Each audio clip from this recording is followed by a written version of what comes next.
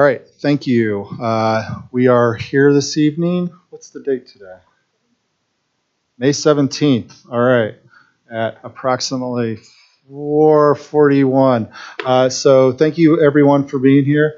We are still engaged in negotiating the JCEA contract.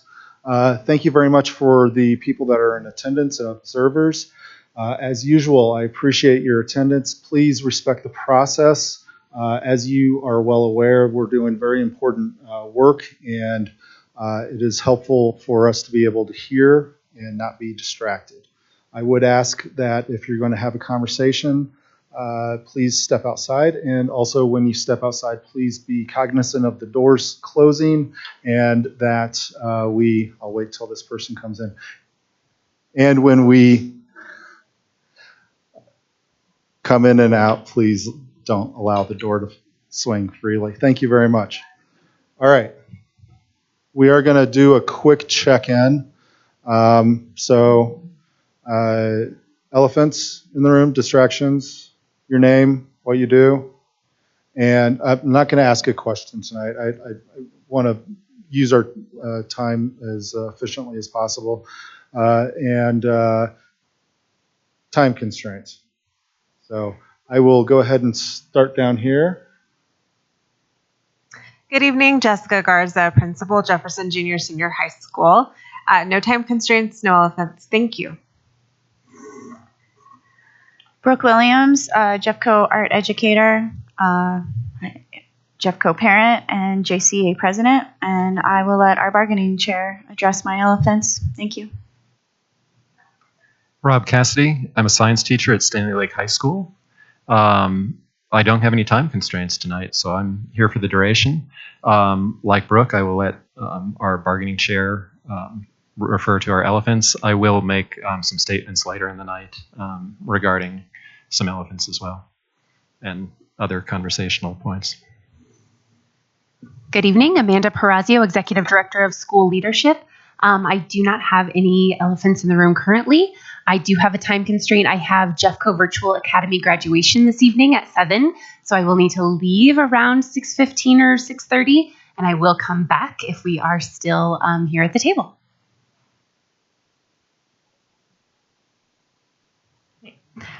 Stephanie Jones, Behavior Systems Coach, and Jeffco Bargaining Unit.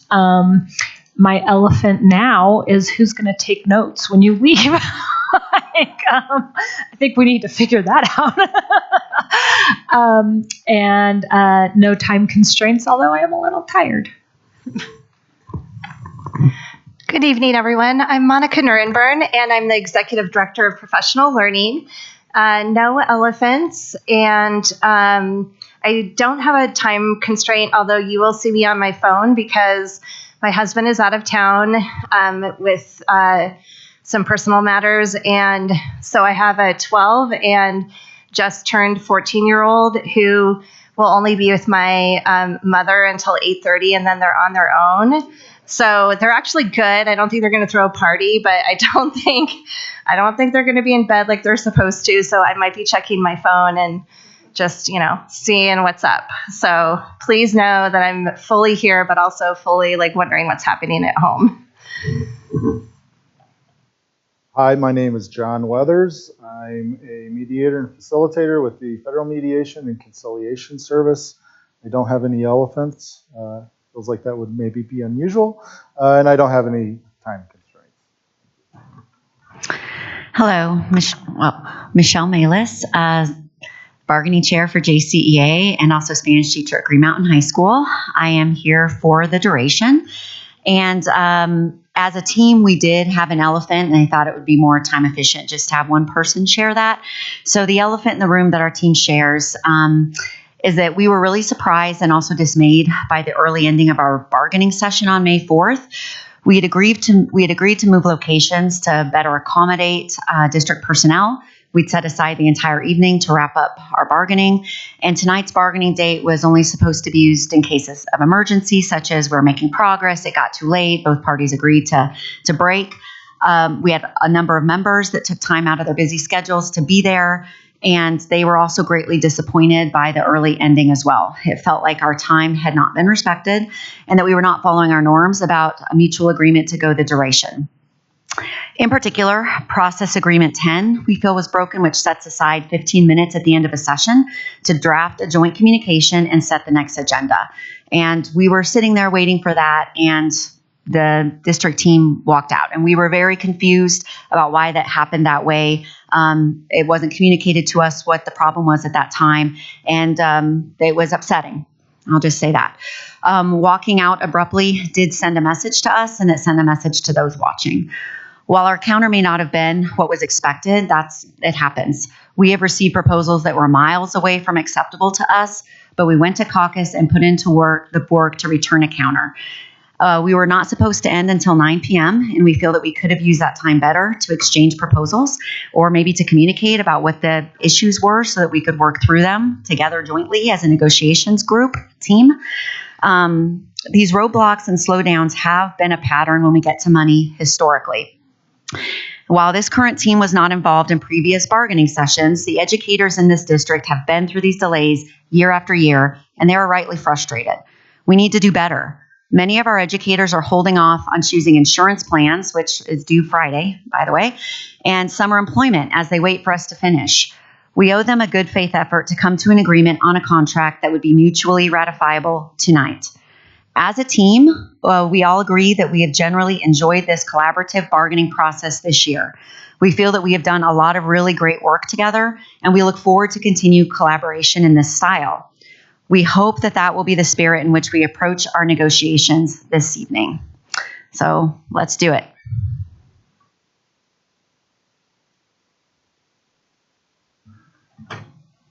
Richard Sanchez. I teach 6th and 7th grade social studies at North Arvada Middle School. No time constraints, no elephants. Yeah. Dale Mulholland, social studies teacher at Pomona High School and Jcea vice president. I do have a time constraint. Tonight is my youngest son's very last concert. It was supposed to be last Wednesday, but then everything got canceled. So tonight is the last night. So I will be leaving about 6 o'clock to go to that. If we are still bargaining and we are going to finish tonight, we will finish tonight. If we're still bargaining after that, I will immediately come back here, and I will be here for the duration until graduation tomorrow when my son graduates. Other than that, I have nothing. Good evening, everyone. Kim LeBlanc Esparza, Deputy Superintendent. No elephants, no time constraints. I too hope we get finished this evening. Lisa Elliott, JCA staff. No time constraints, no elephants. And let's get her done. Liza Meyer, Executive Director of Special Education. No elephants and no time constraints. Anthea Justice, Learning Specialist at Ryan Elementary. No time constraints. And thank you, Michelle, for sharing my elephant. Well done. Kendra Geis, 5th grade teacher at Swanson Elementary. No time constraints and no additional elephants. Good evening, Phil Bedford, Executive Director of Employee Relations. No time constraints, no elephants. Just want to remind everyone that my favorite color is still Tennessee orange. So, Thank you, Phil. Appreciate that. Didn't think it had changed in between. So, let's see. The agenda, we're past introductions and check-in, confirmed TA versions, signed paper copies. Do we have anything in this regard to address at this point? I wasn't sure if after our last bargaining session if we had signed copies yet. I don't know. Phil, do we have signed copies from? Good, Phil. So we have 2 that we've already previously signed. We still need to get, I believe, Article 24 and Article 5 with signatures, so we can make that happen. But those are the only 2 that I'm aware of. So perhaps during caucus, while we're caucusing, we could get those printed off and sign those this evening. Absolutely. All right, great. Okay, thank you. Moving on, number 3, compensation counter proposal, District Delta. So going to go ahead and allow the district to take this away. Who's going to be speaking for the district? I will. Okay. Thank you, John. So to get us started this evening, thank you, Drew. We're going to take a walk back to our board meeting that we held last week with a couple of Superintendent Dorland and the board's slides that they got during executive session that the board and the superintendent made the decision to make a part of the public session so that we can frame what our compensation proposal is for the evening. So we'll summarize the presentation, review market data, share JCEA's latest offer cost analysis, offer the district's offer, and then examine the district offer's total cost. So as the superintendent shared last week, this was the board's governing statement that they put into their executive limitations that they have within board policy. Jeffco students need and deserve robust academic enrichment, social emotional programming that challenges them to grow and that prepares them for college, for careers, and for community life. Within available resources, the board prioritizes thriving educational experiences for students as its primary focus. This commitment will be achieved through system-wide accountability to make budget and policy decisions that are aligned with the board's ends.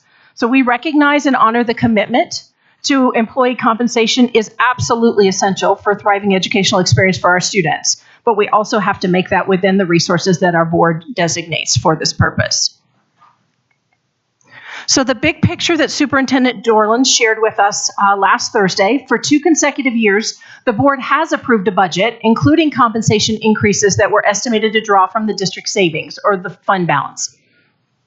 Using these savings allowed us to improve our market-based competition in the Front Range and supported our staff with consumer goods inflation that impacted everyone last year. The current JCEA and JESPA compensation proposals are about double the total revenue increase for the 23-24 school year. As many of you know, Jeffco struggles to compete with surrounding districts that have fully maximized their mill levy overrides to 100% of allowable amounts. And they have passed their amounts with automatic inflation increases. Jeffco has only assessed 70% of the allowable mill levy overrides, which means that there's $60 million in gap, but a competitive disadvantage in terms of the funds we could be applying toward compensation and other investments for students and staff. Spending our savings on recurring costs sets Jeffco up for an unsustainable and unstable future. When we spend into savings, the state requires that we submit an action plan. And in order to do that in the 23-24 school year, that meant cutting nearly $30 million out of the budget.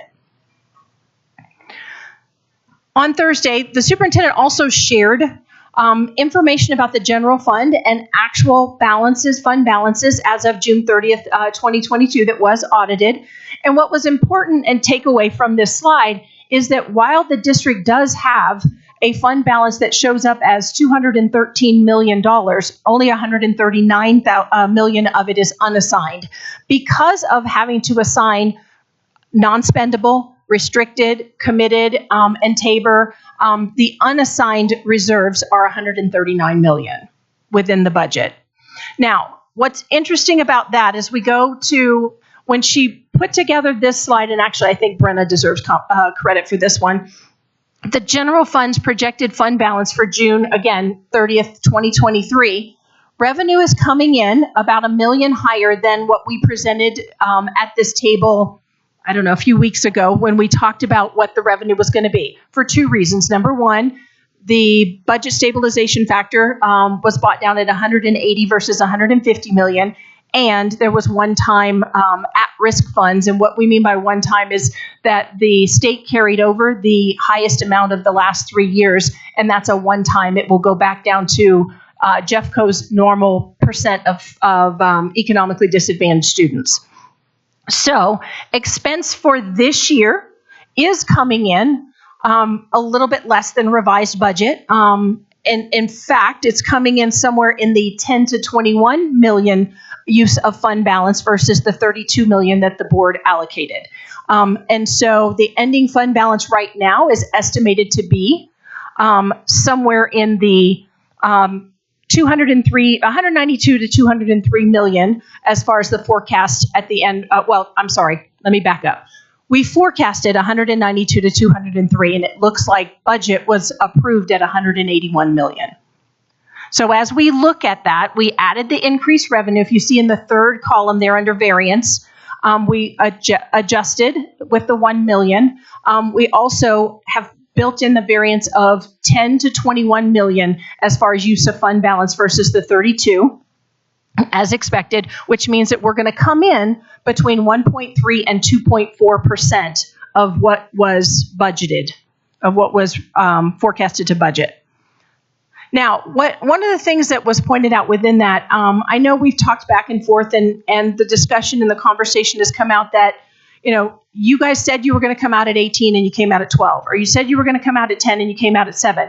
And part of that is a pretty normal piece. And one of the examples that we talked about last week was, for example, in our one-to-one device program, we have a budget line item to spend roughly $4 million on devices to add for students for next year.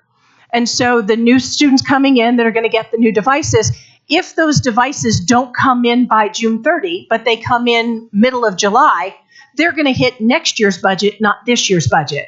So this year's budget may look like we underspent by that $4 million, and next year's budget will look like it was overspent by $4 million. And so those things happen in the middle of the summer. And so there is a variation in there that does occur pretty normally in our budget. And so we do monitor that, we do track it, but sometimes things come in after that June 30th date and therefore hit the next year's budget versus the current year's budget. So when we go back to CDE's budget guidance, what CDE recommends is fund balance is for non-recurring costs.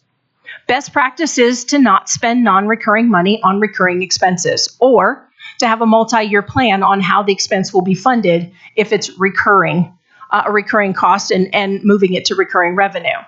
So the strategies to deploy fund balance according to CDE's recommendations would be on things like one-time expenses, curriculum, technology, deferred maintenance, vehicles. Some non-recurring costs that could also be considered one-time staff bonuses, professional development investment, facility needs, and special projects. So as we updated our revenue projections for fiscal year 24, and for folks who don't live in budget world on a day-to-day basis, we usually indicate a budget for a school year by the second part of the year. So a 23-24 school year would be indicated by FY24.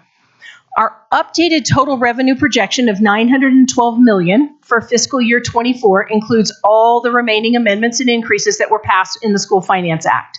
So at the bottom, our year-over-year increase is $56.5 million in new money.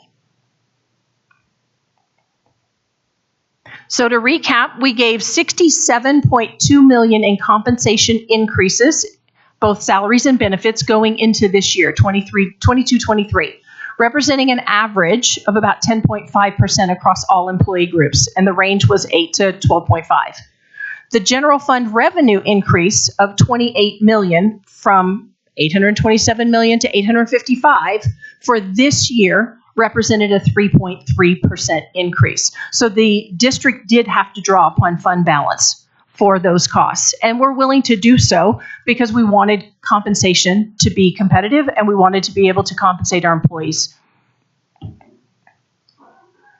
So JCEA's second proposal, which came early last week, was for steps, lanes, cost of living adjustment of 8%, the add-ons of Title I, music and art stipends, increased to $28, ad pay, et cetera, coaches, COLA applied to coach salary B, Schedule B, excuse me.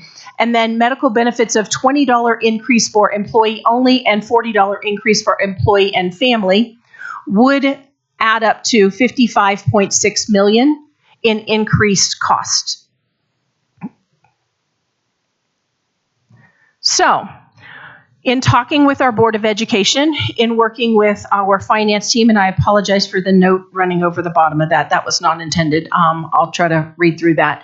Is STEPS, which is a 2.5% increase, and we will address the fact that, yes, the district does see some savings in that, which the weighted average is 2.2% increase. Cost of living adjustment of 4.5%. Lanes of 4% or 2% for those receiving lanes after the COLA adjustment. And the miscellaneous stipends we have already talked about in terms of music, Title I, the coaches Schedule B, substitutes, COLA, and CTE, which isn't included up there, but we did talk about that pretty regularly at the table, and $20 per person per month toward benefits.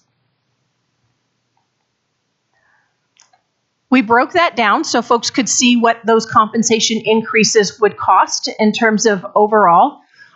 Step increases is an increase of $10.3 million. Lanes, $2.5 million. COLA of 4.5% would be a $21.7 million increase.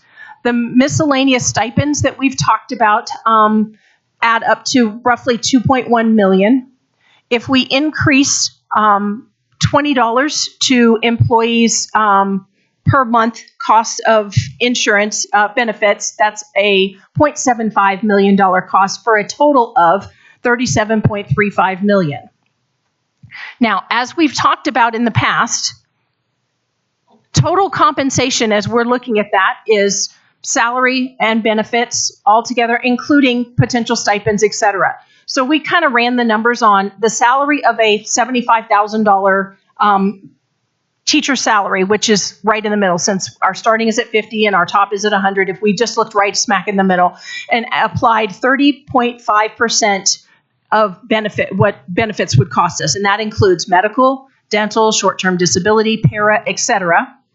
And then any potential stipends additional would be in addition to that. But the total compensation package that the district has to account for each time on a salary of $75,000 is $97,875 contribution toward that employee. So I know, Rob, you've asked this question multiple times in terms of the overall cost and savings in terms of when folks leave and when folks come in and retirement savings. So I did ask Brenna's team to address this. So while the cost of steps, lanes, and COLA contribution to benefits and stipends is $37.35 million, the district will have turnover savings of approximately $2.4 million. The budget carries a contra or negative expense of $2.4 million, so that the net budgeted expense is actually $35.95 million. So trying to be very transparent about what that actually looks like. And turnover savings this year is actually estimated at 0.5% because of the number of existing staff that get placed into open positions. Because in a normal year, the budget carries an offsetting expense equal to $1.1 million of teacher compensation for turnover. This year, we don't see as much of that savings because we do have veteran teachers going into those positions. So there's not as much savings there. So this was the scenario if folks watched the presentation that Superintendent Dorland did for our board, really looking at 2.7% as steps and lanes together, a 4.5% COLA, the add-ons of $20 per person per month for medical, and then the miscellaneous stipends that we added in, adds up to a total of 7.76% of increase. Now, what that does is that's a use of $1.2 million of fund balance for the 23-24 school year. But as the board talked extensively, the challenge and the work that the district's going to have to do is, as you look at 24-25, 25-26, and 26-27, because that does compound. We're using one-time recurring funds, non-recurring funds for recurring expenses. So if we don't right size in terms of declining enrollment, if we don't right size for some of the overall serving the students that we have, we've certainly got a challenge ahead of us, because that $1.2 million becomes a cost of $16.2 million the following year, becomes a cost of $35.2 million that following year. And obviously, we have some adjusting to make so that we don't end up costing into fund balance at that level, because that would certainly create a detriment to the overall financial stability of the district. That's it. That's the proposal.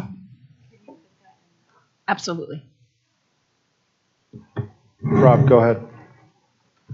Okay, I think I'll hold off on some of my comments until we give our counter. Okay. I did, though, have a question about, on that slide specifically, current, at least last year, the transfers in the budget were approximately 63 million, 63 point something million. Those scenarios have, starting in a couple years, the transfers go up to over $80 million. So there's about a $21 million increase. Can you explain, and specifically, I guess part of what confuses me here is we closed 16 elementary schools, and my impression was that was supposed to lower capital costs. Often transfers are actually, it's transferring into the capital fund to, pay off a lot of those capital expenses. Sure. So I wasn't sure, and I think the team wasn't sure, why do we have this $20 million increase in transfers? So I would like to ask the will of the group. May I phone our most expert friend to come join us? Is that okay with you guys? Brenna? Please jump up here.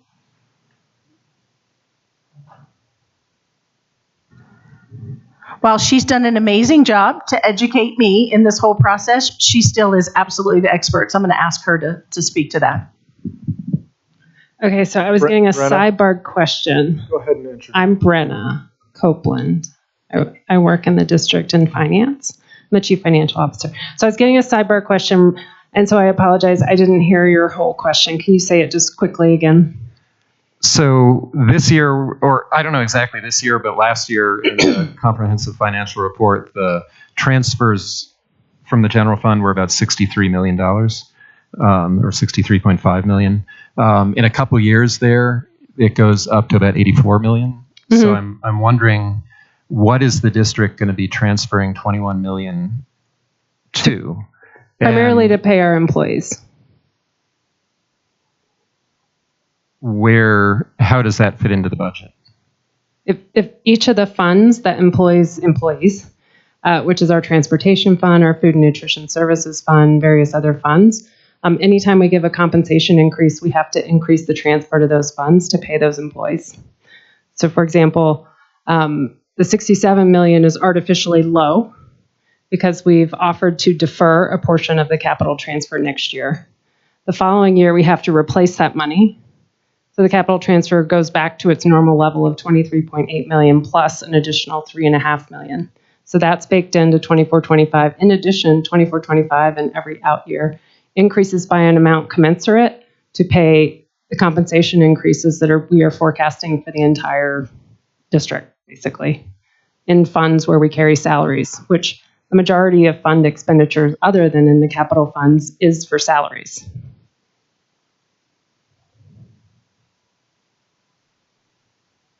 Okay.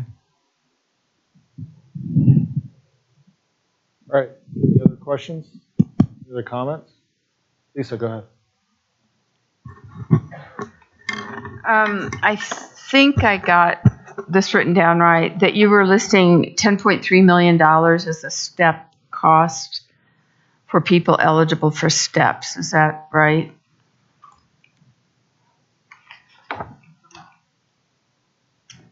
$10.3. Yes. I'm just wondering how, I did some computing myself, but I always say I do English teacher math, Brenna. So I'm just wondering how you computed that step increase, because I came up with a smaller number today when I was looking at that. So we do a pool of every single covered employee. And remember that employees covered by this agreement exist in multiple funds. So you might be looking at only the general fund as opposed to, for example, the early child care fund. I was looking at our scattergram. And again, a scattergram is as far as I know, you probably get that from HR. Yeah. I don't.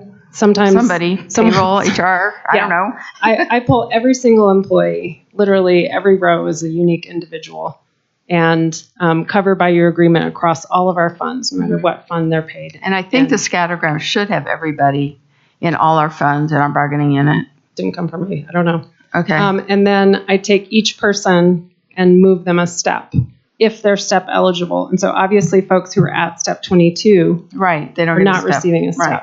And so we get to a dollar amount. Then we have to increase that dollar amount by the para contribution relating to the step and the Medicare. So your step amount. increase includes 20 benefits.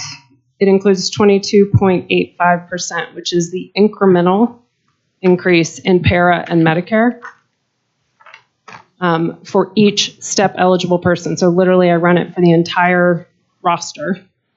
Only the cost for those folks who get a step. And then I add the 22.85%, which is the combination of the employer's para contribution and Medicare.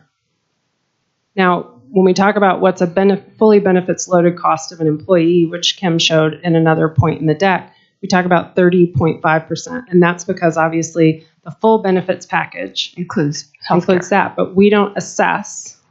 When we're talking about like what's the cost of an increase, we don't assess again the healthcare because that's double counting the cost. So it's only the 22.85% additional on the step increment for the entire roster for those people who get a step. And I will give you my exact spreadsheet if you want. I have to cover up the employee names, but whatever. No, that's okay. I'll review mine, and you should look at our scattergram because we used a lot, and if it's not accurate, we need it accurate. Okay. Because in the budget figures, finding all of our pieces of the bargaining unit in your budget is difficult, but the scattergram, it should have every single individual that's in the JCA bargaining unit on it. And that's the easiest way for me to look at total costs and what these kind of changes like COLAs and steps would end up being. So I can show. What's the figure you get for giving a step? The total, well, I don't know. I don't think I did include, I added in the benefits later in my calculations. So that makes me a little closer to you. But the entire cost of our bargaining unit without benefits, $392,955,000 roughly. And with benefits, I always think of it as $510 million with benefits, with a 0.3. I mean, roughly. Yeah, let me pull up my numbers. Again, I'm happy to just show you what I have. Yeah, and I can show you on a break or something what the scattergram that we have looks like and whether you think that's accurate. Okay, thanks. Michelle, go ahead. I have two questions. I just one is clarifying. So I saw on one of the slides that you mentioned that last year's pay increase was at the low end 8%, high end 12.5% with an average of 10.5. Is that accurate information?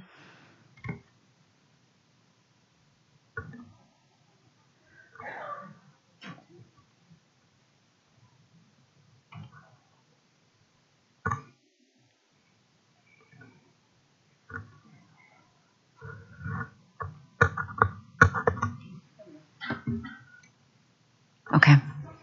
All right. Just on the news last night, they quoted a different figure. So I just wanted to clarify that it was 10.5 average, not a 15. Yeah. Okay. And, the averages are tricky, as you can imagine, as Lisa well knows. So the figures in that range kind of represent our different bargaining units.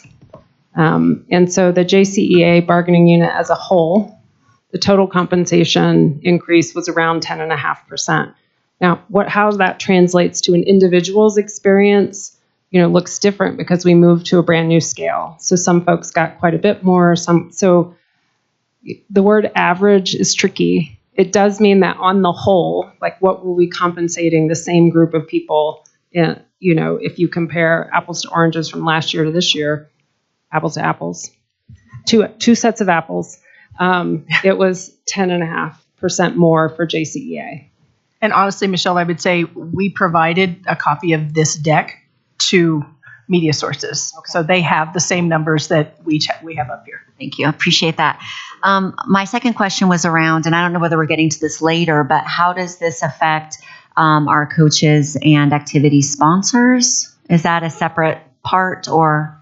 So what we built in was that whatever COLA we agree upon, it would apply to the schedule so that all of it would go up. Like if we were to land on 4.5%, the whole schedule would get an increase of 4.5%. So the current schedule as it stands. Yes. So then are we adding positions to that schedule? The only positions I think that we've talked about back and forth at this point that I think the district has said, we agree with you. Those are ones that we should talk about were the CTE pieces, elementary music and middle school music. The others we hadn't agreed to at this point. We've talked about them, but we haven't landed on them. And so I don't know that we've made an assumption that any more than that is built into our numbers of the 2.1 million.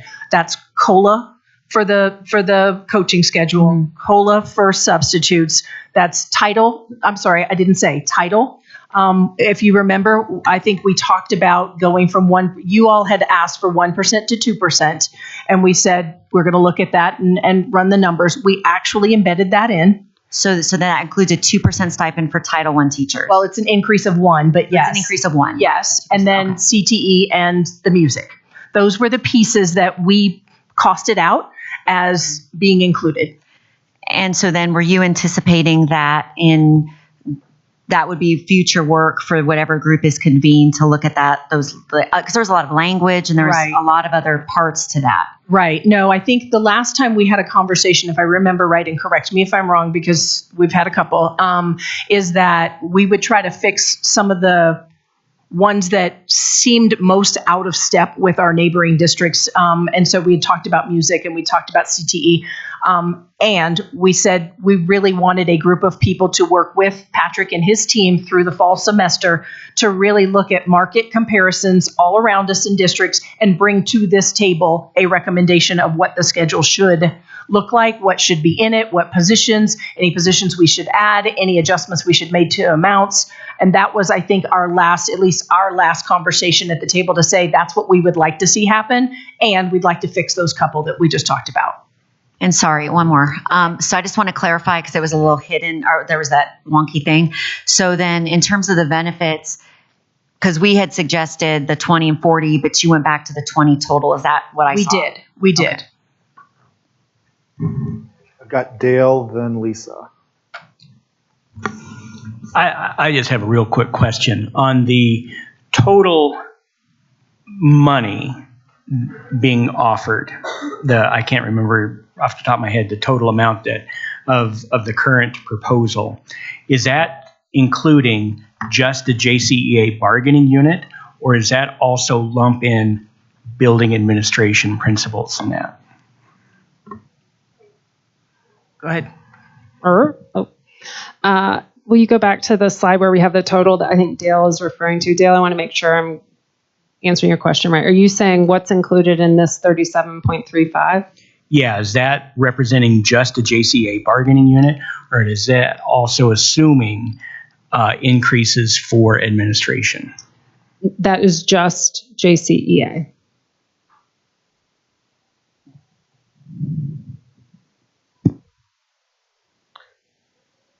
Go ahead, Lisa. So one of the things I was trying to figure is the percentage of the entire employee salary cost and benefit cost, the percentage of that, which is JCEA. I think it's 76%. Does that sound right to you? Because if 67 million, if 67.2 million was the compensation increases, and that was about 10.5% increase, that should mean we have about 673 million in total employee salary and benefits costs, roughly. Well, so your numerators and your denominators are changing on a year-over-year basis. So the same dollar amount you can't sort of translate on a year-over-year basis. This dollar amount equals this percentage versus this dollar amount equals this percentage. So right. So if you can give me a second, I can try and answer your question, which I think was like what percentage of total compensation represents JCEA? Yeah, I'm happy to answer that. But again, on a year-over-year comparison, too many things are moving at the same time. To just extrapolate exactly from this was this amount this year and this amount next year. Does that make sense? 'Cause we have Yeah, fewer- I was just trying to roughly estimate the total cost of employee compensation. So if 67.2 million is 10% increase, then I was figuring 671 or 2 million is the total cost of employee compensation. Yeah. Again, do you mind if I just look? No, Okay, that's fine. Thanks. I'd just be interested. I'd also be curious to know what percentage of the total FTE in the district the JCA bargaining unit represents. So the total percentage of FTE that is JCEA and the total percentage of employee compensation and benefits that is JCEA. And when I say JCEA, I always mean just everybody, the Sure. bargaining unit. Yeah, and I mean, I think we were pretty transparent about this last year, that we gave JESPA on a percentage basis a higher increase than all our other units, and that they represent, therefore, the 12.5. We gave JCEA the second highest, and they represent basically the 10.5. And then JCAA got the lowest, which was 8%. So not everyone got the same raise. And so it was sort of graded accordingly. And I think we were pretty transparent about that. But I will, again, try and back into for the current year, which is the one I have like actuals on as opposed to budget. I'll try and get you those figures. Thank you.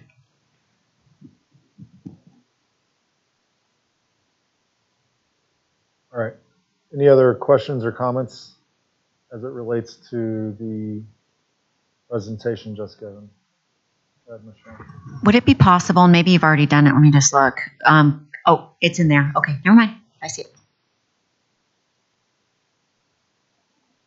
All right. Any other questions or comments? Go ahead, Lisa. Sorry.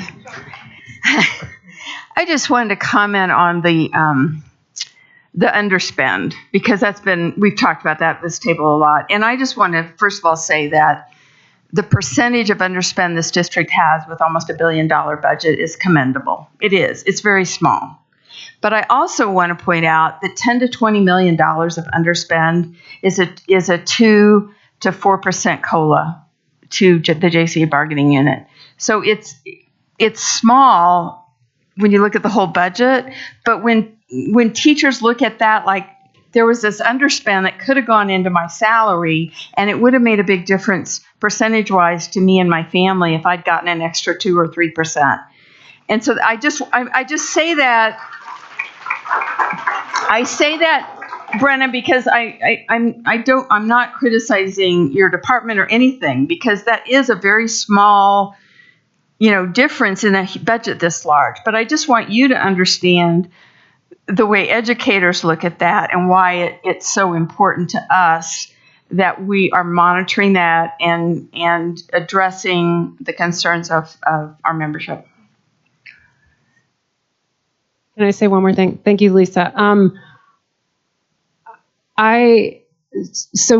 Moving into next year, we're carrying 2 types of contra expenses to try and make sure we're really doing everything we can to maximize every dollar. So I think we've talked about in the past that we've carried an assumption about retirement savings, which means, yes, we acknowledge that a step doesn't cost the full amount and we don't budget for it, right? We're telling our board we can afford to give this and it's only going to cost this, and that includes that contra expense, right? We're also carrying a vacancy savings assumption. We are doubling basically our vacancy savings assumption for moving into next year. And that's based on trying to look very carefully at exact actuals. Now that puts us in a sticky spot because it really stinks to have to go back to the board in the middle of the year and say, you know what, to actually hire all the people we budgeted for, we need more money, which is what we would be saying.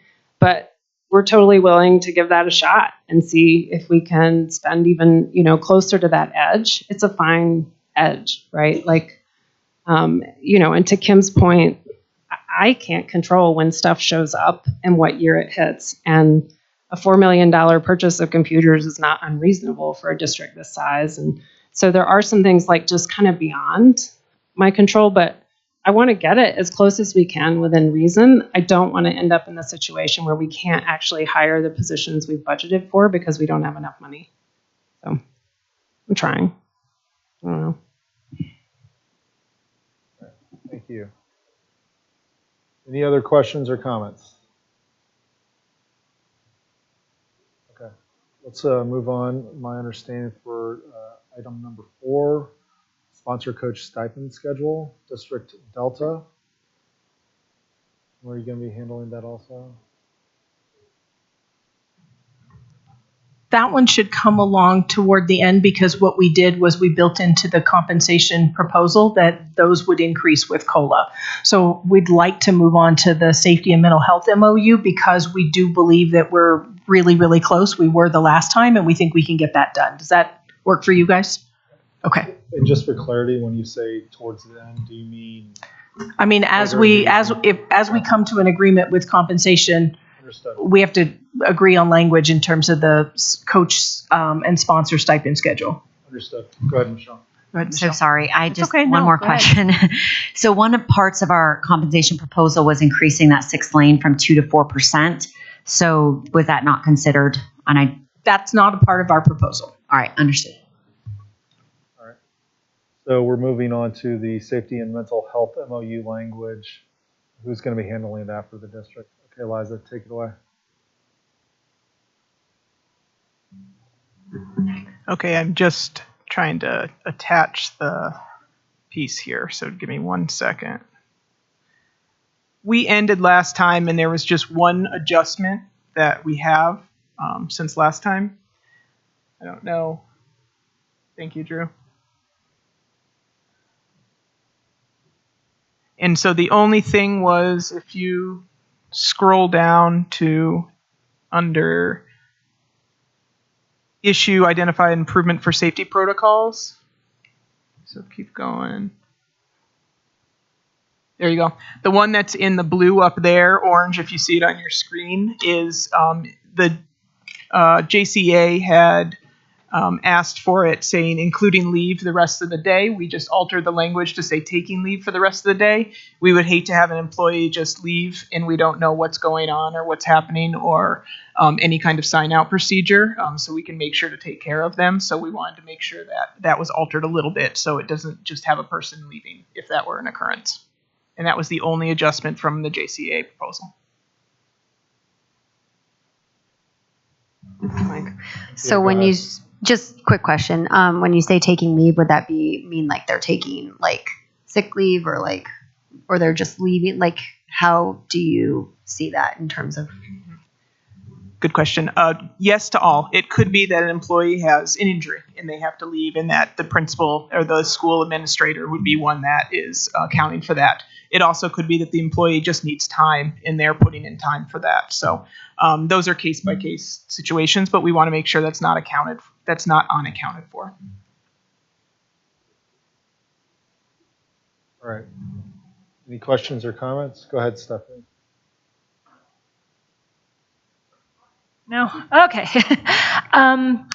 I was gone last time, so I tried to watch and figure out and catch up. So I just wanted to come back, and it could be because it's part of the financial proposal, so I wasn't sure. But at the bottom, we had talked about a 1710.6, the annual stipends, and if I remember correctly watching it, it was like, is it just for SPED mental health? And then is it's crossed out currently? Is it continued to be crossed out? Or are we adding that back in? Or what? I just wasn't sure where that had landed. Well, my understanding, this was the only thing I altered from the Jcea. Was it Delta? No. Yeah, we're on Echo, so I might not have changed the name correctly. But from the Jcea Delta, the only thing we have altered is that one piece of language. So this is what was returned by Jcea. So that would not be part of it then. So those are struck now. They are not offered. Okay, I missed that. Thank you. Any other questions? Any other comments as it relates to that MOU?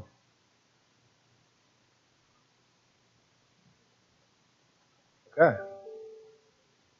I think the plan is that we're going to go into caucus for the union to consider what's been proposed.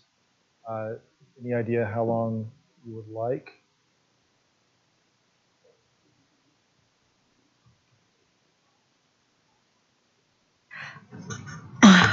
I would say, I think we need at least 45 minutes, and we can check in if we think that we'll be done a little bit earlier. You know, if we think we can get it done in half an hour, we'll text or let you know.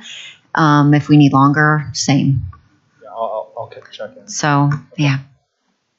All right, good. Bill, go ahead. John, we've scheduled a dinner break at 6, so both teams down in room 4E. So it should be ready to go at 6 o'clock. So hopefully towards the tail end of our caucus. I would suggest as we get closer to that time, if you're going to be going over, maybe we just go ahead and take the dinner break at that point. Okay. I'll check in 15 or 20 minutes. Okay. All right. Until then, we're on break. Thank you.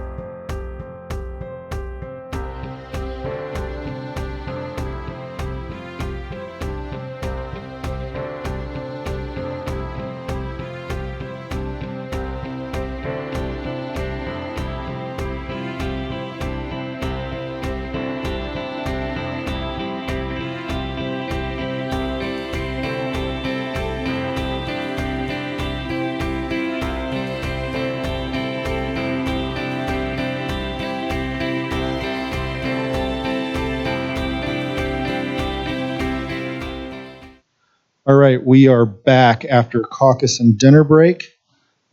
We have a couple things that we're going to address immediately.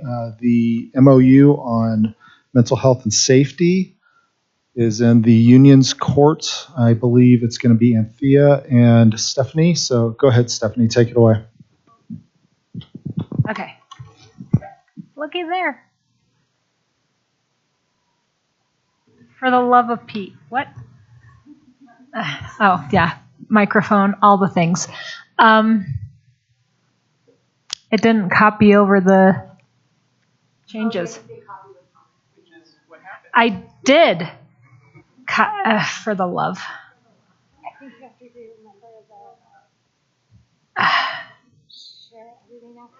If you go to, you might be on the wrong one. So there's one that says copy. That one, yes. Is that the one you had open?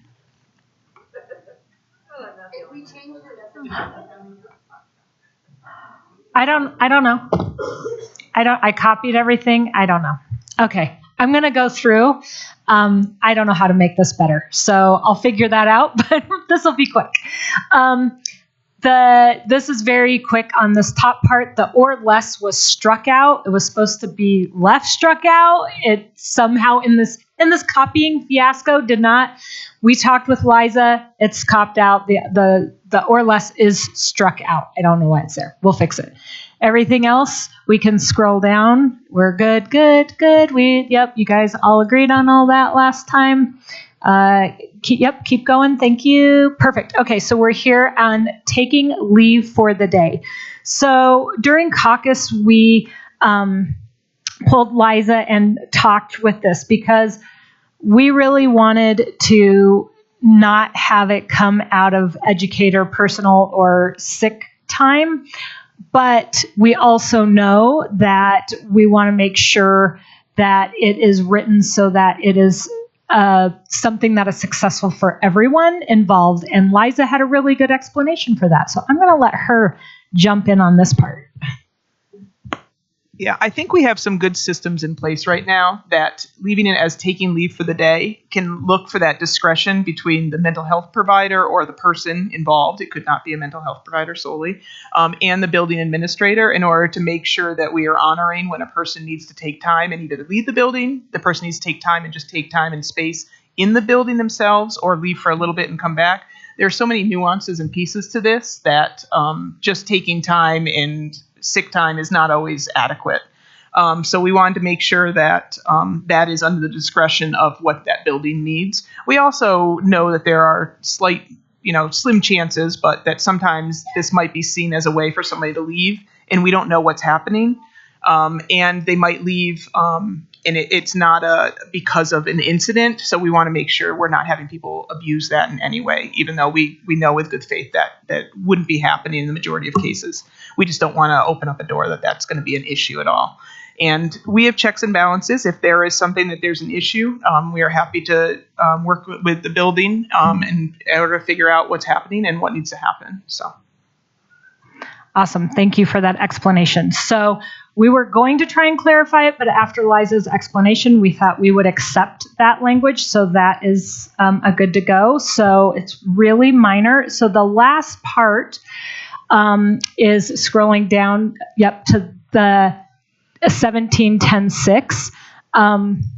Because I wasn't here last time, this kind of got lost in translation. So I had the privilege of going back and watching the video, which is awesome. And we are adding this back in because at the time, Liza had mentioned that she wanted to cost this out. So she had struck it till she could cost it out. And it was supposed to be based on how the rest of negotiations went because it was earlier on in the evening.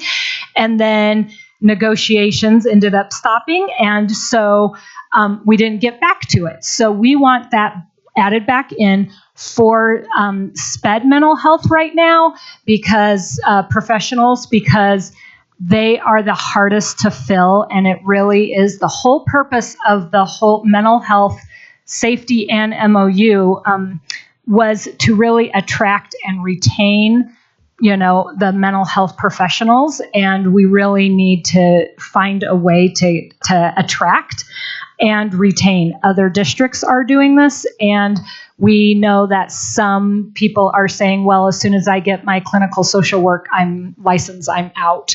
And so if we can find a way to encourage them to stay in our awesome profession, then we want to do that as much as we can. So we added that back in right now. Okay. And thank you for relying on the video to remember for all of us and for me. So thank you for that. And I do like the clarification that this is just for special education and not for someone who happens to be a teacher that has this license or not in a special ed realm. There is the costing out piece, which I'm pretty set on. There's also other pieces of logistics of how to get the stipends and how to certify that the people have these licenses. That's a little more nuanced than I had anticipated. And so what I'd like to do is talk about this when we're talking about the other stipends, when we're talking about those later on this evening, not this afternoon. And so this is couched with that discussion. All right. Any comments or questions?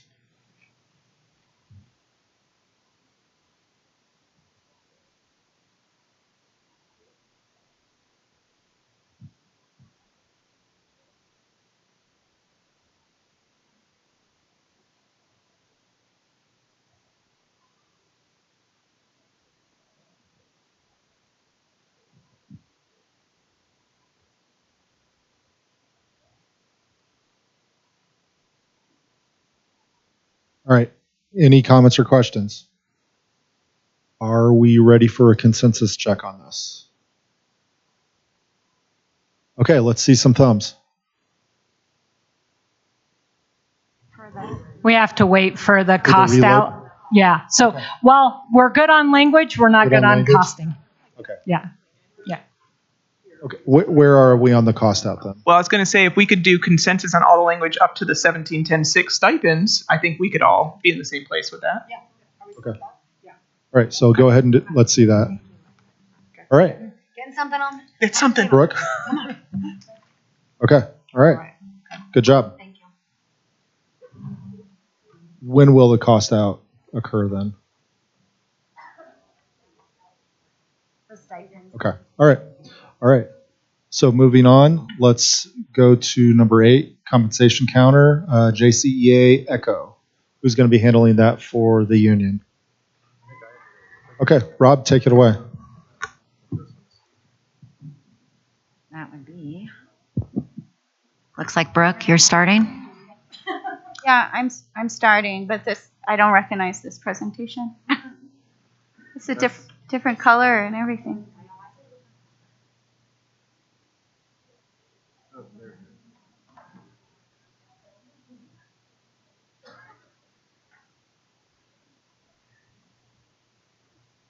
Yeah, it should be Brooke. Okay. So I think you were starting. Yep. All right, Brooke Williams, JCA president, art educator. So this is our JCA financial counter on May 17th. Next slide. Again, a budget is a statement of values. Are you willing to invest in those who work closest to our students? Now I see. I don't know how that got erased, but next slide.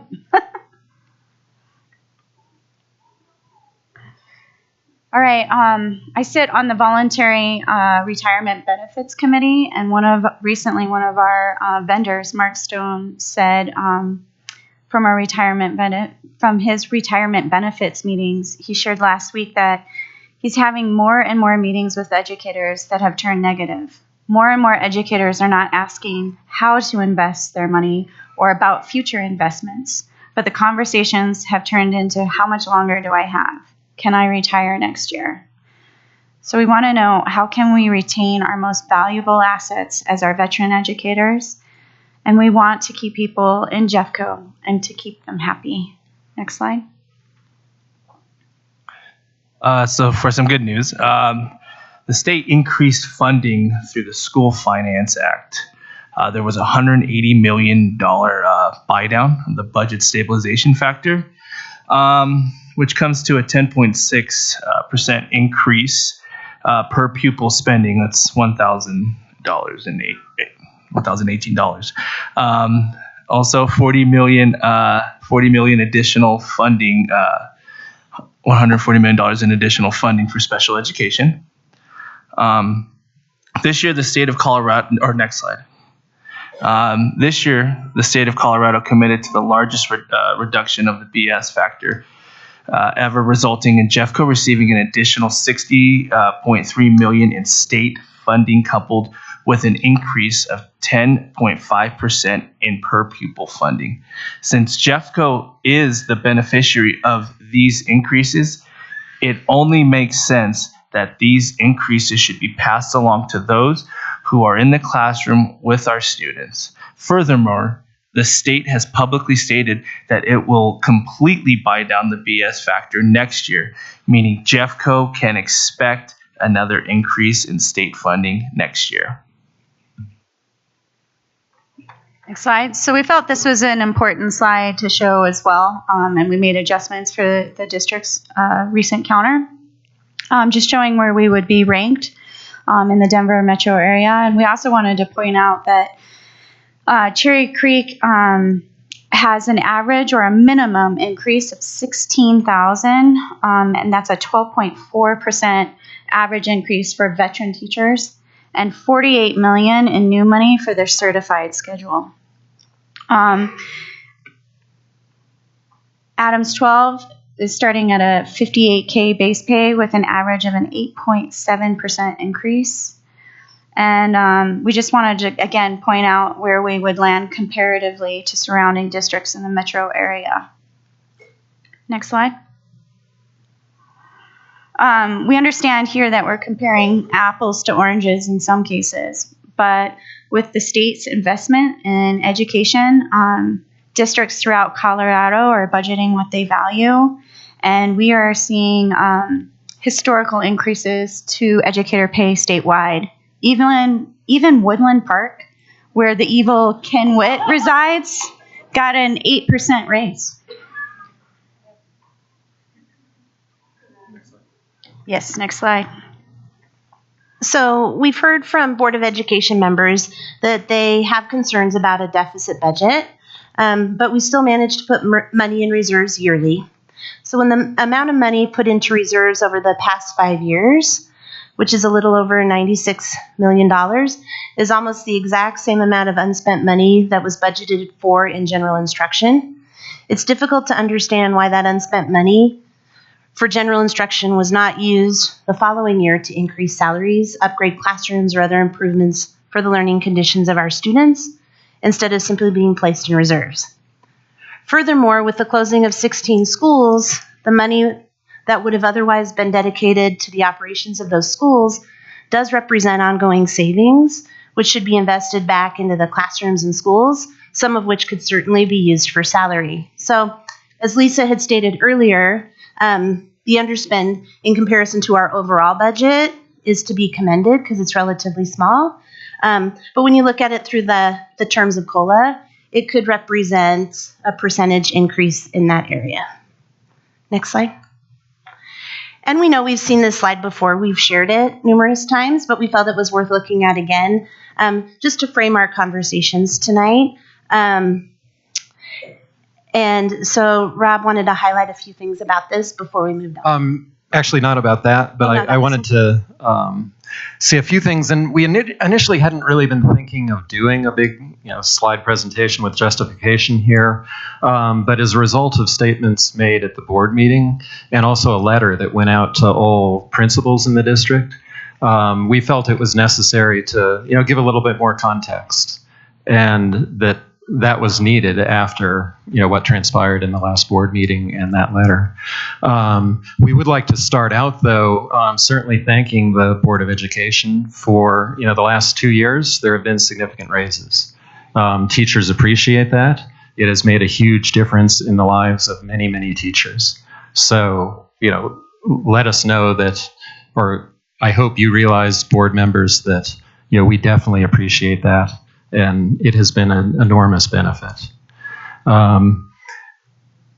With that said, though, there were also in that letter and during the meeting, there was some very pointed concerns about the reasonableness of the Jcea proposal last time, and it was put out as being somewhat unreasonable. With it's 2 times the amount of money we have, and we wanted to address those concerns. And I think the first thing I want to talk about is actually with steps. And I'm actually going to go to a little analogy here. And let's say that we had a little school district which had only 5 employees. And this school district has 5 steps. One at 60K, one at 70, one at 80, one at 90, one at 100. Just by chance, one person is in each of the steps. If you do the math, it has a total cost. Their salary schedule cost is $400,000. Now, the superintendent, Superintendent Dorland, insisted repeatedly that steps have costs, and she's absolutely right. When we have steps here, the cost of these steps, when the year ends and the next year starts, a step cost is $40,000 in this school district. But when you notice that during that summer, employee A retired, and the district hired employee F. So all the other employees moved from one step to the next step. So with employee A leaving, B goes to where A was, C goes to where B was, D to C, E to D, and anyway, F comes in.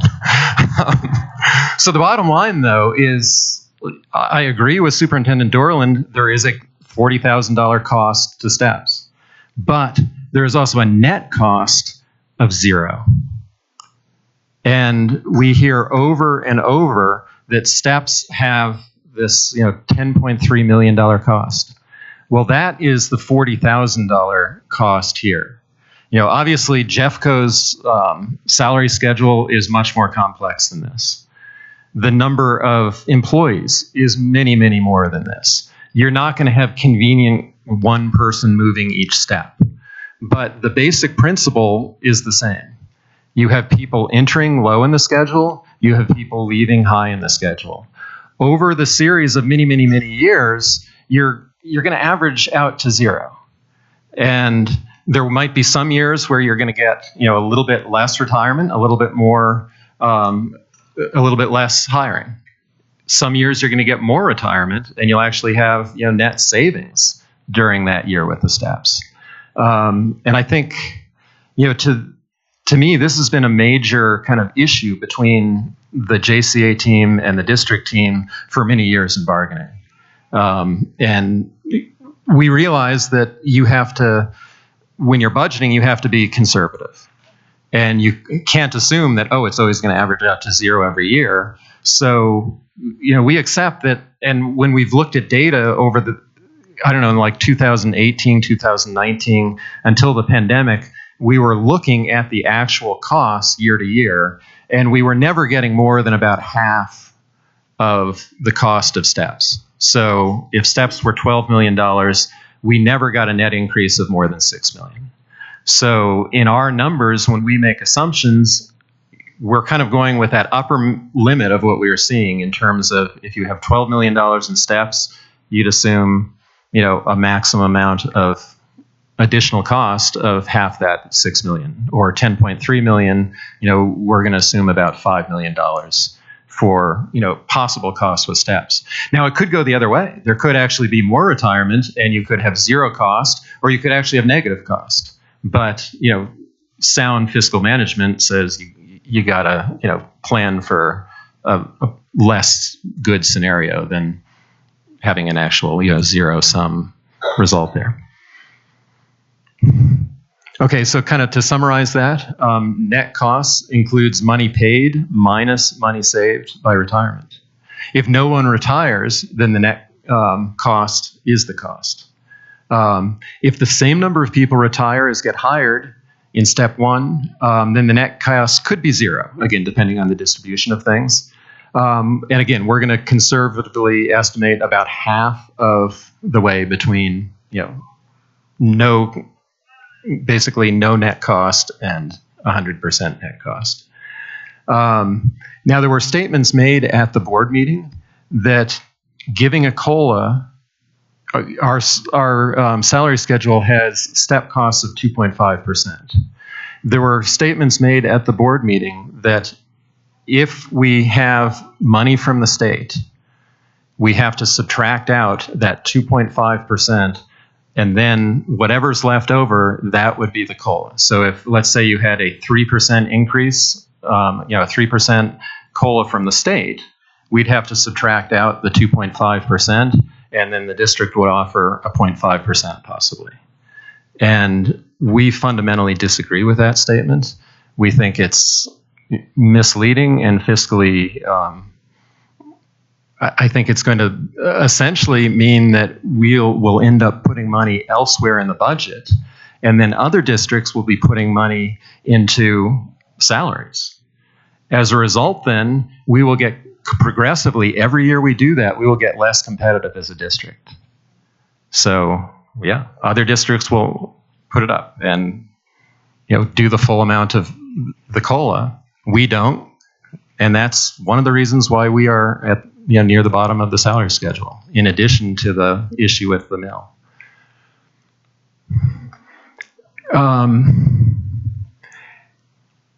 In this same presentation that was given to the board meeting and was given again today, there was a statement that last year $67.2 million of compensation were offered to Jeffco employees last year. I guess, and the total percentage of that was 10.5%. What's interesting, though, is last weekend, for some fun reading, I went and looked at the third quarterly report from Jefferson County Schools. And one of the really invigorating things that I found there was that through March 31st of this year to last year, the total increase in compensation, and that is both benefits and salary, total increase in compensation was $14 million. And to say that again, $14 million total compensation for the first 9 months of this year, for both benefits and for salary, for all employees at Jeffco. Now, obviously the fiscal year goes to June, so if you extend that out, you get about $20 million, give or take. But we're left with this kind of weird, we don't really understand, why would a board presentation to the board members give a statement of a 336% cost of what was really incurred? And we didn't understand that, why she'd present 336% compared to what really happened. We don't get it.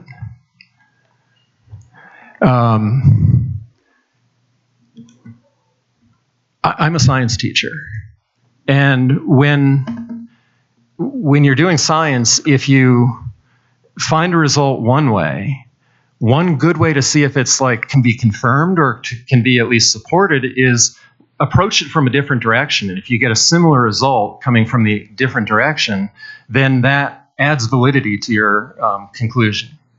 Now, if we look here at general instruction in the same third quarterly report, we find that last year to this current academic year for the first 9 months, general instruction costs have dropped $2.7 million. So we are spending in not inflation adjusted, but actual money, $2.7 million fewer dollars this year than last year. If we look at total instruction, which we've talked about in the past, we've defined that as general instruction, general instruction and special ed instruction. And our logic for that is that includes most of the Jcea bargaining unit. When we include both of those together, we have a net reduction of $0.5 million, which means the district this year, according to the third quarterly report, is spending $0.5 million fewer on these instruction categories than last year. So even with last year's raises, with the presence of turnover, with FTE reduction and other savings, we basically have had a decline in instructional costs. And that's actually led to more money to fill elsewhere in the budget. So based on these numbers, we've come to, we're looking at this, and we don't believe that last year's salary adjustments financially burdened the district. In fact, the salary last year, those increases were about 2.2% of the budget. Revenue went up 3.3% of the budget. That means salary went up less last year than revenue, which meant we actually took money from what could have been salary and put it elsewhere. There's somewhere around $8 million that, if you were to make salary increase 3.3%, there'd be an extra 8 or so million, and I could be off by $1 million or $2 million, but you'd have about $8 million that instead of going to salary went elsewhere.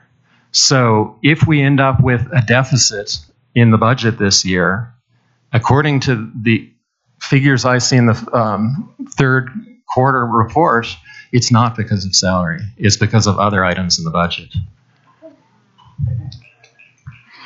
Now, we went in and this was the proposal, the initial proposal that the board gave. The district bargaining team gave, with 3.5% COLA. And there was a statement by a board member about basically having, when you go into bargaining, one side you might want like a dog, and one side might go in looking for, offering a guinea pig, and the other might want a pony. And hopefully by the end you end up with It was a pug. a pug, yeah, something like that. So this was analogy, and it was very eloquently said. And I guess what I'm getting at here was that the assumption that the district was presenting was that the initial offer was already a dog, and that we were, in the horse range. And when we look at the numbers, many of these numbers are yours. Steps we're giving, as the 10.3 million, Lanes 2.5 million, COLA at 3.5% is 16.9 million, medical benefits was 0.4 million.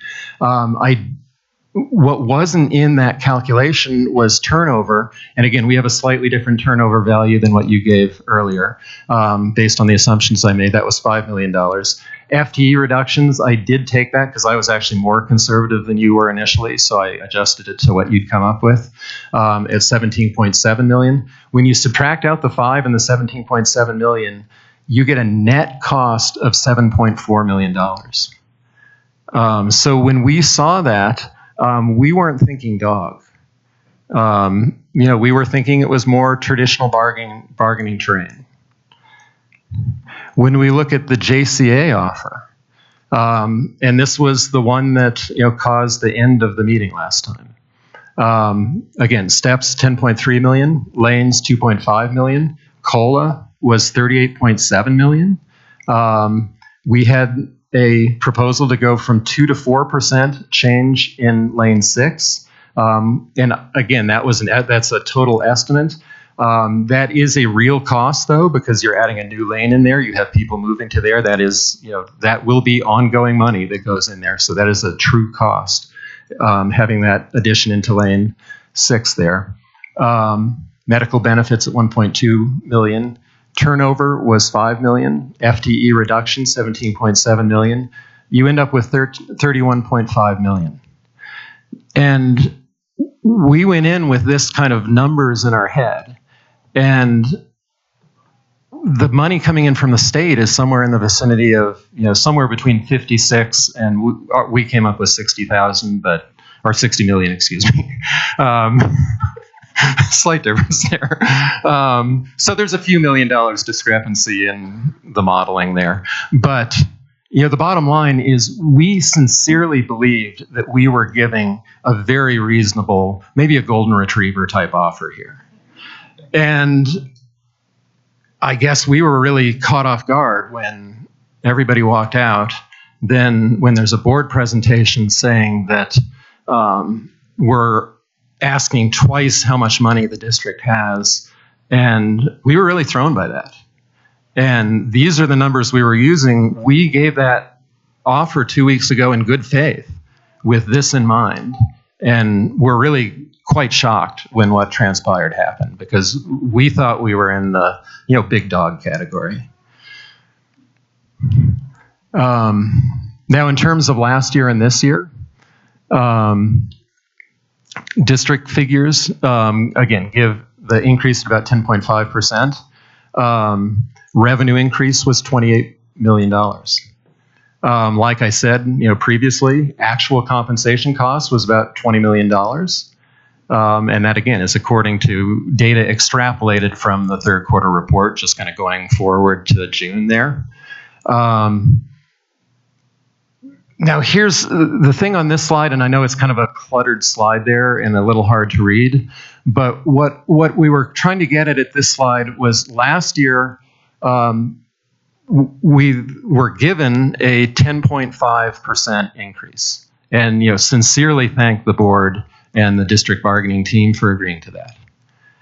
This year, our proposal last time around was about 12% increase.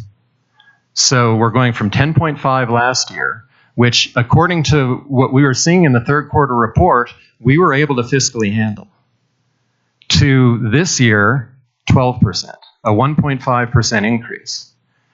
But revenue has gone from 28 million coming in to somewhere in the upper 50 millions coming in. So the district is getting about 100% more money. We asked for 14% more pay. And to us, this seemed more than reasonable. So to kind of summarize and to say what we base that proposal and what we will base our counter proposal on here. First off, I don't have, Brenna is the one who provides the information I'm using and her team. So we're using district information for the presentations we give here. Conservative net cost of steps, we're assuming 50%. Okay, realistically, some years it will be zero. Some years it might be negative. But to be conservative, we're saying, half of the cost of steps might transpire that year. We basically had, according to the presentations given, the district spent 300% less money than they had expected to spend on salaries last year because of loss of, that correlation that we've talked about over and over between student numbers and teacher numbers are in correlation. And percentage of money allocated to salary actually declined this year, despite these 2 years of very generous salaries from the board. So, if we have a declining amount of money this year, and then we're asking percentage-wise for less this year, we think it's a very reasonable offer. Again, next year, the state is giving twice the amount of money to Jeffco as last year. The net cost for compensation, according to the third quarterly report, and then extrapolating out the last quarter of the year, $20 million. Okay, the district proposal initially given last time, I haven't factored this slide into what was just given tonight, but that initial slide had been, or initial proposal had been, and I didn't change the 9 to 7.4 million was, I was more conservative on my numbers in terms of the cost of those employees. But anyway, it was a fairly low proposal by our financial calculations on that initial district offer, and we thought a reasonable proposal from the district or from the Jcea team. To switch gears a little bit, we put this slide here with healthcare increases. There was in the discussion in the board meeting a question of, so how are employees going to fare with the increases in healthcare? The answer given answered how single employees were going to deal, and many in pretty good shape with the $20 contribution that the district team has offered. That covers all or much of the increase, and will be much appreciated by many of the employees. But I did want to add in what wasn't talked about in the answer to the board member's question was the lower categories that I've put on this slide here, where, and this is just two of the possible benefits categories there. So there's Kaiser HDHP and Kaiser DHMO. And again, you can see just single employee, the HDHP increase costs $19. So the district would actually cover 100% of that. Okay, for the DHMO, they'd cover, about half, a little bit less than half. But as we go lower down, we get, employee and children, employee and family. They're only covering a small portion, especially that I need glasses apparently.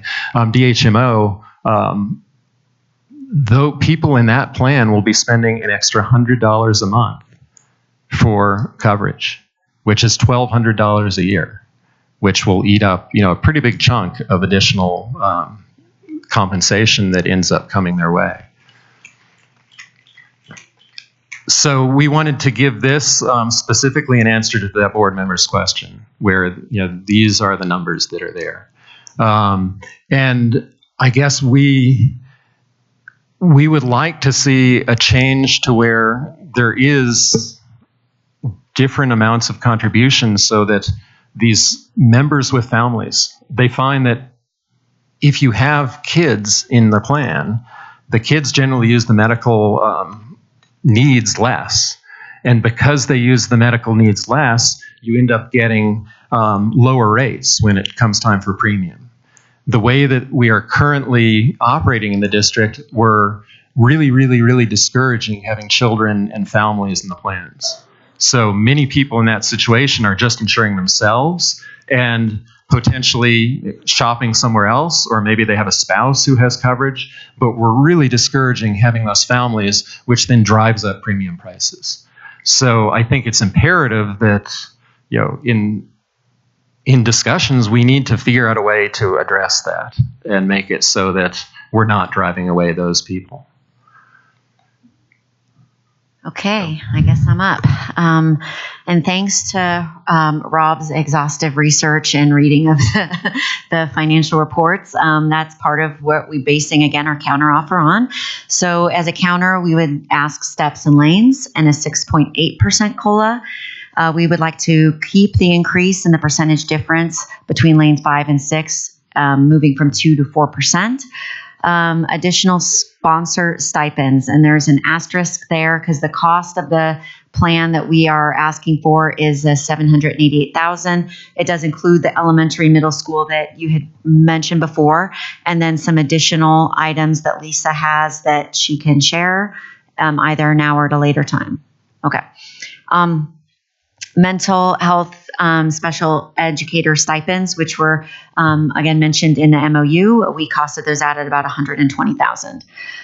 Accepted from the previous offer, benefits $20 per person per month, even though, as Rob said, that's something that we would like to continue working on because it is something that's discouraging our members from having their children and families on the plan. We would like to keep the Title I teachers 2% stipend, the CTE stipend, and the coaching and activities COLA as explained in your presentation. And if we would go to the next slide, please. Oh, can I just add one quick thing? The 2 to 4% was, again, to address a stated need that was made by the superintendent, among others, that we do have, problems competitively at the top of our salary schedule. And also it was something that we had discussed. And we discussed it back when we originally had moved to this new salary schedule, that this was the next phase, is moving that up to the 4%. They wanted to see what the cost would be first, and then that was supposed to be the next step. So we were trying to honor that work that we had done last year. Okay. Rob. Oh, no, I'm talking here. That's you. So this is just like the other slides. It's our cost out based on our financial assumptions of our proposal. So steps at 10.3 million, lanes 2.5 million, COLA 32.8 million, I think. I need glasses apparently. Lane 6, that change 1.5 million. Medical benefits with the change about 0.75 million, and then we have the 5 million turnover savings, the FTE reduction savings. What we calculate as total net cost for this is $25.2 million, which is less than half of the money coming in from the state. So we think this is a very, very generous offer.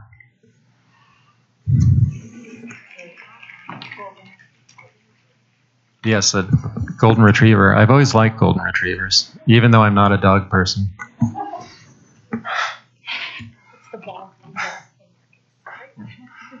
All right. Thank you, Rob. Comments or questions? Monica. Are you more of a ferret person? Cat? Okay. That wasn't my question, though. Can you go back one slide, please? I could be remembering incorrectly, but under the accepted, was I remembering incorrectly that the Title I we did 1% or was it 2%? We went to 2. Okay, thank you. Okay, thanks.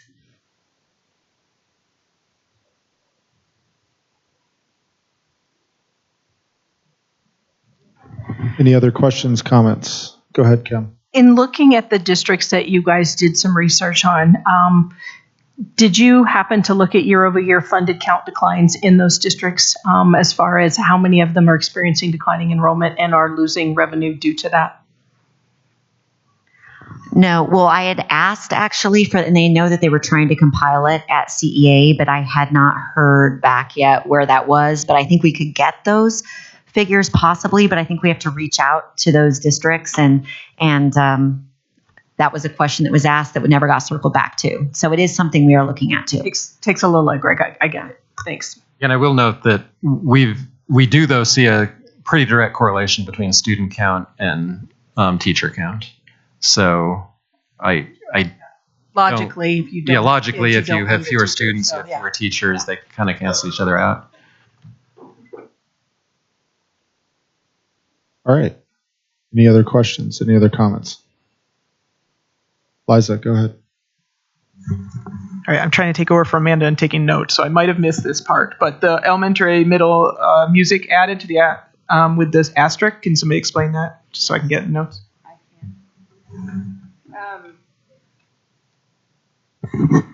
There are some additional high school positions that the music and theater coordinators have brought forward to us, and it's around being able to keep our band, orchestra, and theater teachers because of the huge number of hours those jobs take.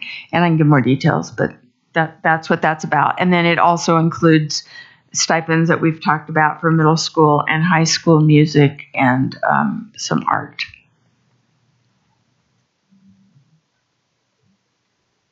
Thank you, Lisa. Questions, comments? Anything? All right. I presume that we're going to take some time to consider. How much time should we be looking at?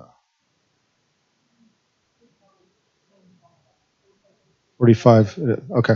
All right. All right. 45-minute caucus, unless otherwise noted. We are on break.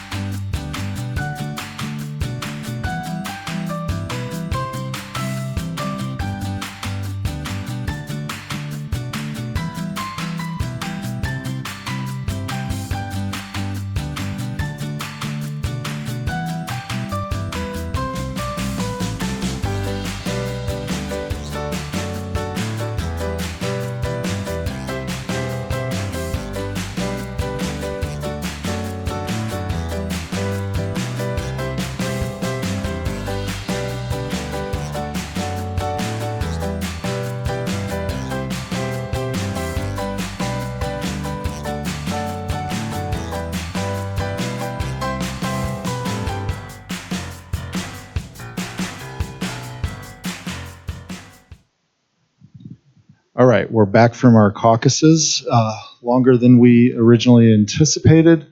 I do appreciate our patience in working through this.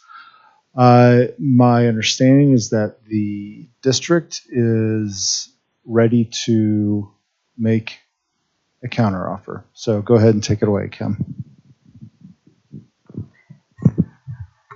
First, I'll acknowledge in the room, it is late. We understand we're tired. You are too. It took quite a bit of conversation with a number of people to get to this place. We know we talked with you all and got feedback. Thank you, John, for going back and forth and communicating with both teams. Recognizing where JCA was when we started, recognizing, frankly, where our board has been and what work we've done around our budget. We felt like we needed to have a number of conversations back and forth and make sure that folks who needed to give us the guidance and to make the offer felt completely confident in what we were offering. So we've brought back to the table, and I just brought paper copies because it's easier that way. I have my copy. I only made 8 because I'm trying not to kill too many trees, so I'll read it aloud so everyone in the room knows what we've brought to the table at 10:45. 11. Thank you, 11:05. Sorry. It was 10:45 when I typed it. Sorry. Steps, lanes, a COLA of 5%, medical insurance, $20 per month. As we heard from JCEA, you were comfortable with the 20. When we looked at the ads that we both went through, increasing the ad pay from 26 to 28, coaches receiving matching COLA applied to their scale, subs receiving matching COLA as adjustment to daily pay, increasing Title I teacher stipend by 1% to the total of 2, the CTE stipends of $1,000 for program leads, $1,000 stipend for elementary music, also for middle school music, also for art show chairs and co-chairs. Additionally, the 1% that was advocated for earlier this evening in terms of additional stipend for SPED mental health professionals with specific certifications. Now, the last piece of it is really an attempt to be creative and think through based on the conversations and based on the testimony that many folks came and talked to us about, trying to come up with a hopefully creative way to compensate all of the different folks that put in time toward things like theater productions, specifically at our high schools. We took the various positions that were on the schedule, tried to figure out the exact amount that those added up to at the highest level, that if somebody was at the very top of the scale, and then we added some to that because we recognized that folks told us that there were a number of people who didn't get any kind of stipend as a part of that process. And so our suggestion was to provide, to remove it for next year, remove theater positions from the schedule, and instead give each comprehensive high school a chunk of $15,000 to be distributed among the staff that support theater productions, decided collaboratively by admin and the theater team together, with the Schedule B that we're working on back and forth. And Phil, I don't know if we did give folks a copy of that, but I didn't bring it into the room. Do you have it? That was shared earlier. Okay. I don't know We can bring it back in a bit here. Sorry, I just realized that it has a connection here because part of what we were suggesting is that between now and January of 2024, a group of activity and athletic sponsors, coaches, and activity sponsors would work with Patrick and team to look at market comparison of all of our neighboring districts to look for what is the competitive range of what folks are compensated at, what level, and what position should be what on the scale, and how do we add positions to the scale if appropriate, if we add new sports, new activities, etc. So this was just an attempt to try to do some compensation for some of the positions that you brought up, Lisa. And we're open to having a conversation back and forth about that one, but we were trying to be creative in a way to do something for a year and then figure out what it should be going forward.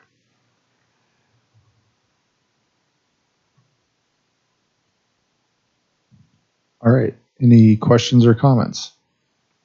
Go ahead, Michelle. Well, I think that our team obviously would like to meet and talk about this, but I guess my first question is, are we still bargaining? Are you open to a counteroffer? Yes, we are. Great. I think at this point, does my team want to meet in the hallway and have a quick confab? All right. All right, we are on break.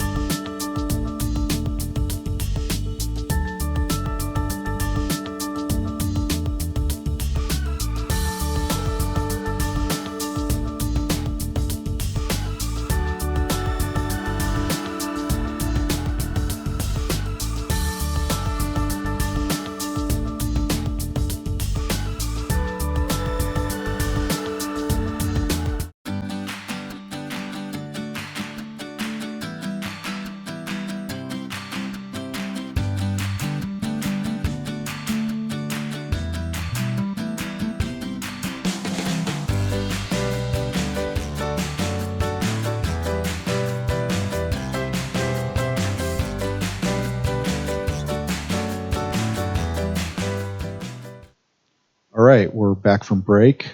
Union has caucused. I'm going to go ahead and pass it off to Michelle. Thank you, and thank you again, everybody, for your patience. We appreciate you. Here's what we have for our counter. Steps and lanes, 5.8% COLA, increase in the percentage between lanes 5 and 6 from 2 to 3%. We would prefer to leave theater on the schedule as is, but add middle school theater and an additional stipend for marching band at schools that have one. The mental health SPED stipend should be equivalent to the National Board Certified Teachers.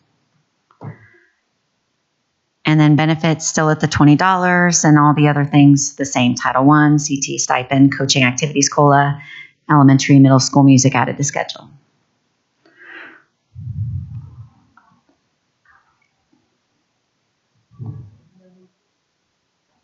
Oh, yes. So there's still language around the coaches and activity stipend that we're going to need to work on, and that can be, and also, yeah, we don't need to do all that tonight, but there's that out there. Okay, let me make sure I got everything you said. Of course. You said steps, lanes, 5.8% COLA, lanes 5 to 6 to go to from 2 to 3%. Leave theater as is. You want middle school theater to have a stipend. You want a marching band stipend, and you want the mental health stipends to be equivalent to National Board Certified Teacher stipend. Did I get it all? Correct. Okay. All right. Questions? Any comments or questions? Anything at all? I think we have to have a conversation, much like Sure. we did. Of course. Probably take us about 15 minutes, though, because we've got other people downstairs that we're conferring with. Okay. All right. Thank you. Okay, we're on break.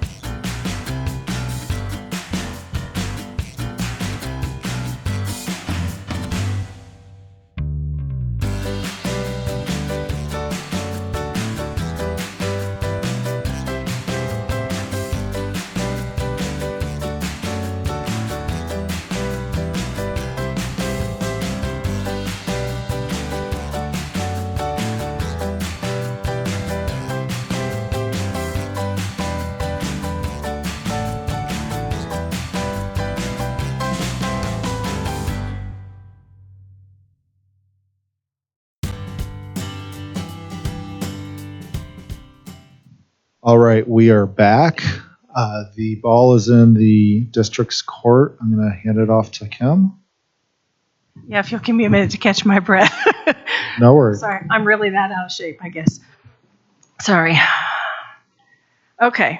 Thank you for giving us the time. We appreciate it. We were able to have conversations that need to be had. And we've come back with an additional counter. So this time I'm going to keep one because I don't trust that I can pull it up on my computer fast enough.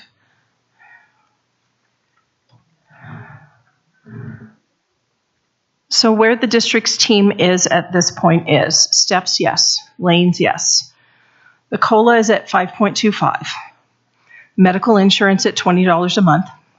We've already gone through all of the pieces that you see there in the ads, and I said them out loud the last time, so they haven't changed other than we agree to your proposal of the 1.5 additional stipend for mental health professionals, because that's really what that equates to. If you look at the language in the National Board Certified language.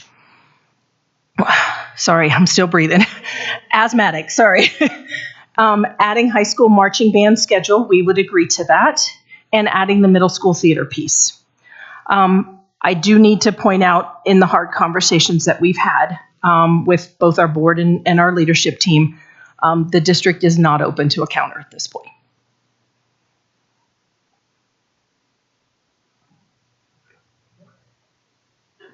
All right, thank you.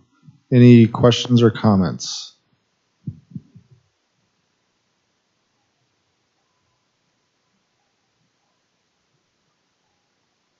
We will take a recess in the hall. Okay, thank you.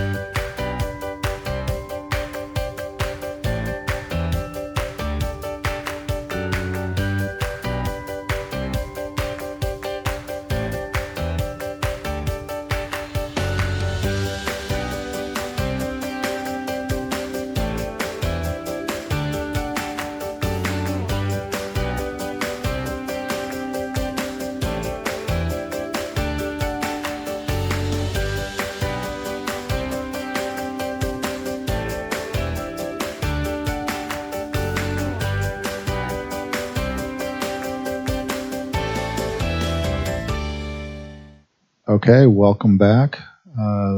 Brief break. I believe it's in the union's court, and that Michelle is going to speak to it. So, All take right. it away. All right. Thanks everybody who's still here with us through this process, and thank you to both teams for all the hard work that we've done during this bargaining season.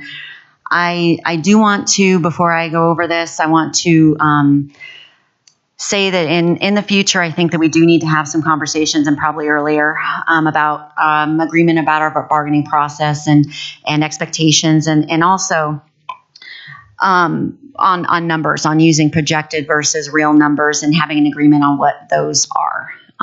Because I think that's an area of disagreement that has continued over years, and we need to get to the bottom of that so that we make sure that we're doing the best thing for all of our employees. And that's really important to us.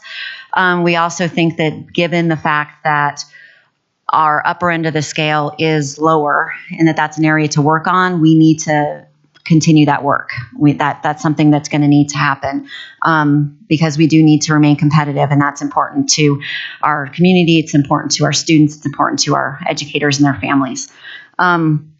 So after a lot of discussion, we are going to accept the offer on the table at this time of the steps and the lanes and the COLA of 5.2%, $20 per month in employee contribution.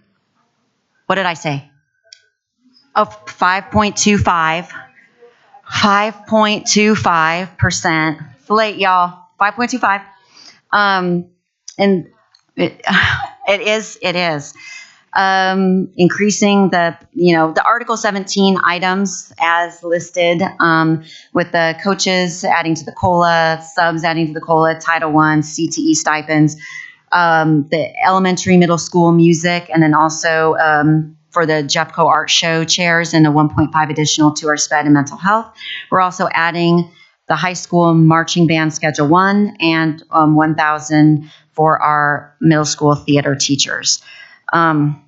We know that we still need to go over all of our TAs, and especially on TA, I know that 8 still, I think we need to take a look at that because that wasn't in our folder. I don't think we've signed off on it.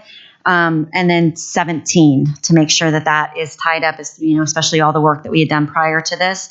And we need to get going immediately on the committee for our coaches and activity stipend to do that work. We have people that have already put in a lot of work on that, and we want to harness that energy and their knowledge and experience and get something that's truly more competitive so that we are honoring their time doing what they love to do. So I think that was it. Those are my notes. All right. In the spirit of consensus, do we want to throw some thumbs out as far as this final compensation offer? Yeah. So why don't we go ahead and indicate with our thumbs as to whether or not we're accepting this deal? Okay. Congratulations. Good work, everyone. Are there any things we need to wrap up right here, right now? I'm imagining there are some things. I think we have to go over the notes that Amanda usually takes, and she's usually pretty darn good at it, but let's make sure that they all reflect everybody's memory of the evening. And I too, Michelle, want to say thank you. I know this is hard. This is a hard process, and we all agreed throughout it. It was a better process than it had been in the past, and we still have work to do. And so everybody had to push, everybody had to give. And at the end of the day, we do appreciate that we all went into this with intentions of doing good work. So thank you. Thank you, team. All right, let's take a couple moments and review the notes.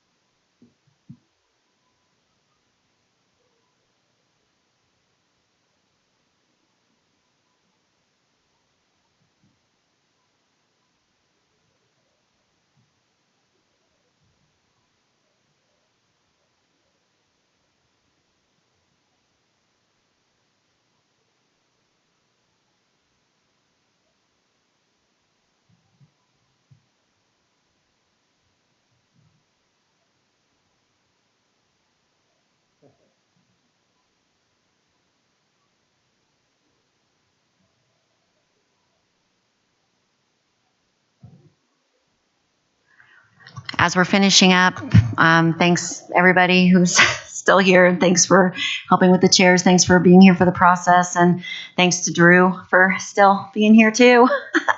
Thank you, Drew, and everybody who's still watching.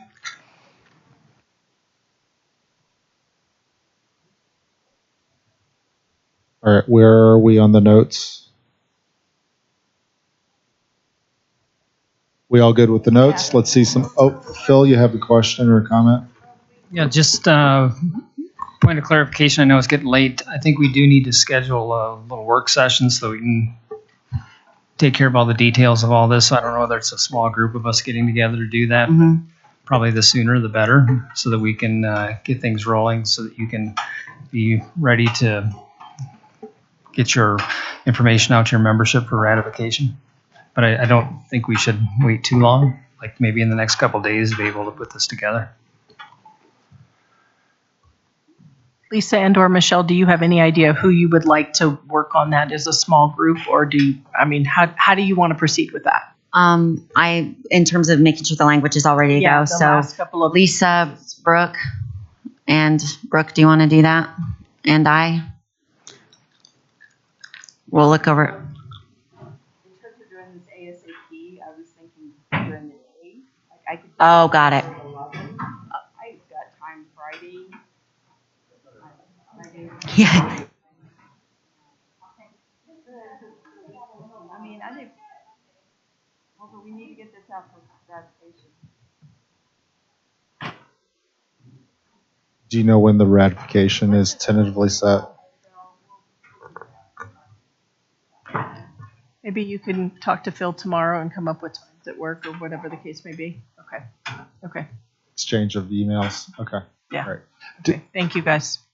Real quick, I didn't see everyone on the notes. We all good on the notes. Can I see that as far as thumbs are concerned, please? All right. Thank you. All right. Anything else we need to wrap up? Fantastic work, everyone. Thank you very much. I appreciate it all. Shout out to the lady that sent me the balloons. Thank you. You're welcome.